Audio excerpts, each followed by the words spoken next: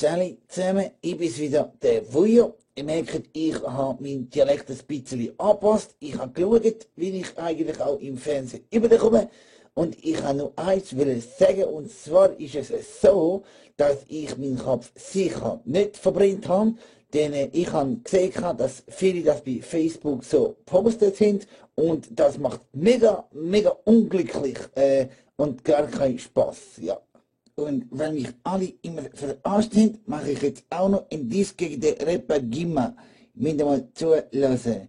Ich bin der Bachelor Vujo, ein Schweizer und kein Hugo. Bin mit der Carmen in der Badwanne gekockt und habe sie gerade ein bisschen geschockt. Gesucht hat sie unter dem Schuh meine Pfeife, doch leider habe ich nicht so einen grossen Stiefel. Warte, es geht noch weiter. State mit der Wiki ist voll in die Hose, haben wir mega viel Scheiß müssen lassen. Die kleine Samira aus Herisau ist eigentlich auch noch eine mega geile Sau. Ja. Mit den restlichen Frauen macht's mega viel Spaß und irgendwann spritze ich voll ab und mach's nass. Ja, ich mach's das. Geht noch wieder einmal winkeln. Ich rappe nicht so geil wie der Gimma, bei mir tun's noch viel schlimmer.